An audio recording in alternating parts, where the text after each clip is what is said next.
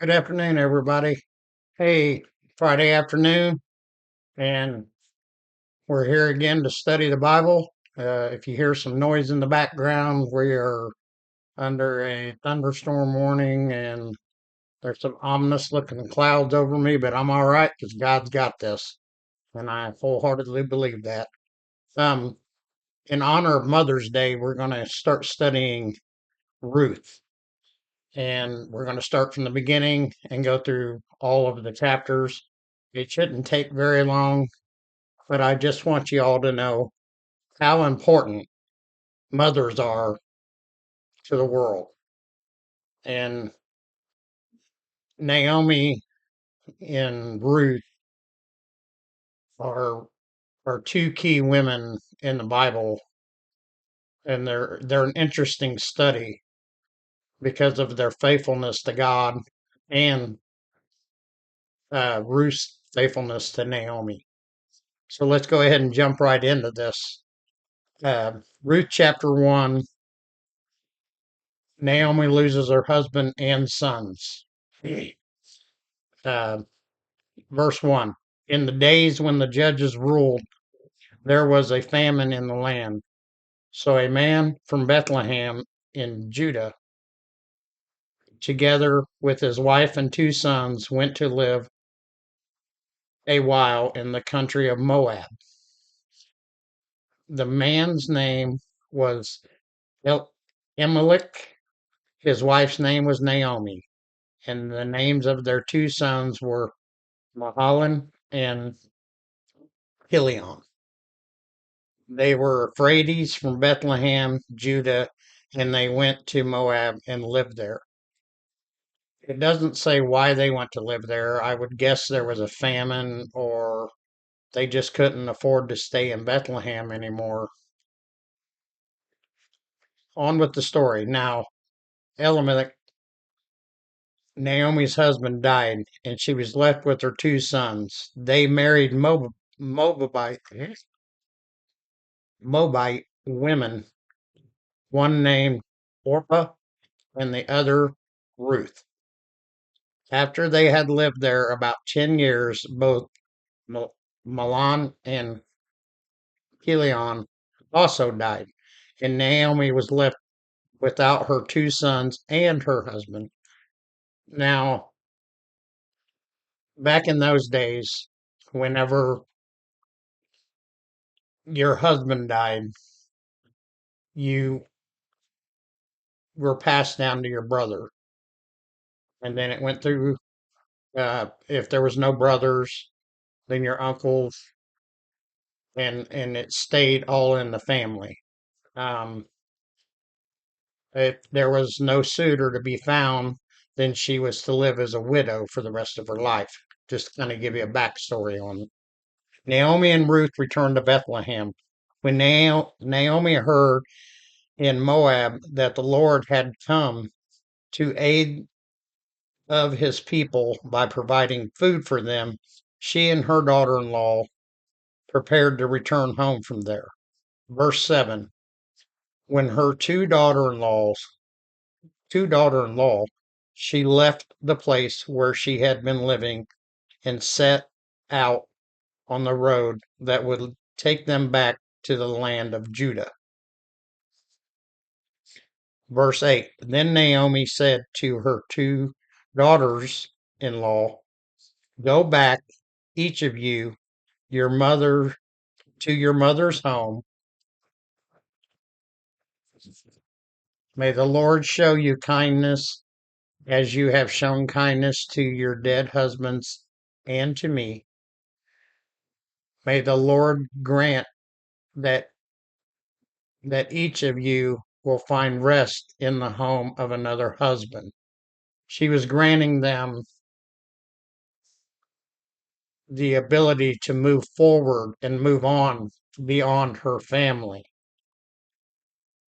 Then she kissed them goodbye, and they wept aloud and said to her, we will go back with you to your people. They wanted to stay with Naomi. They were loyal to Naomi. And uh, that's just the way it was.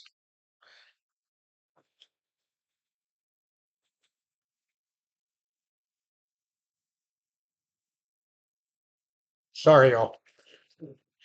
I'm not going to edit that. That is a severe, severe thunderstorm outside. But Naomi said, "Return home, my daughters. Why would you come with me? Am I going to have any more sons who could become your husbands?" She knew she was beyond childbearing age. So, return home, my daughters. I am too old to have another husband, even if I thought there was still hope for me, even if I had a husband tonight and then gave birth to sons. Would you wait until they grew up? Would you remain unmarried for them? No. My daughters, it is more bitter for me than for you because the Lord's hand has turned against me. Naomi thought that the Lord's hand, because all these her sons and her husband had passed away, that God was against her, which was so not the truth. And you learn more about that later, but it it goes to show you what their mindset was back in the Old Testament, and and how they they went by the laws. Um, verse 14. At this they wept aloud again. Then Orpah kissed her mother-in-law goodbye, but Ruth clung to her. Ruth loved Naomi. Okay. Look, said Naomi, your sister-in-law is going back to her people and her gods. Go back with her. This is what Ruth replied. But Ruth replied, don't urge me to leave you or to turn back from you. When you go, I will go, and where you stay, I will stay. Your people will be my people, and your God, my God. She knew that she needed to stay with her. She didn't know why at this point, but she knew she needed to. Hey, where you die, I will die, and there I will be buried. She wanted to be buried where she was, where Naomi was. May the Lord deal with me, be it ever so severely, if even death separates you and me. That's loyalty. That's true loyalty. When Naomi realized that Ruth was determined to go with her, she stopped urging her. She gave up because she knew Ruth was going to go with her no matter what. So the two women went on until they came to Bethlehem. When they arrived in Bethlehem, the whole town was stirred because of them, and the women exclaimed, can this be Naomi? They were shocked that Naomi had come back to Jerusalem. Verse 20, don't call me Naomi, she told them. Call me Mara, because the Almighty has made my life very bitter. I went away full. I went away full, but the Lord has brought me back empty. Why call me Naomi? The Lord has afflicted me. The Almighty has brought misfortune upon me. Again, she thought she was cursed. She thought there was no hope for her. So Naomi returned from Moab, accompanied by Ruth, to Moabite, her daughter in law, arriving in Bethlehem as the barley harvest was beginning. They were going back because they knew that there was food there and that there wouldn't be famine. So we don't find out at the very beginning, but at the very end, why they were going back. Okay. They wanted to survive. And Ruth knew that God had not left Naomi. And later in this study, as we go through the book of Ruth, you'll learn the different things of how God really didn't leave Naomi. And she was with her all, or he was with her all the way to her death. Well, before I lose power, because it keeps flickering, I'm going to sound off here. I'd like to say a prayer. Lord, thank you. Thank you for this day. Please keep everyone safe and secure as they go through their day, their life.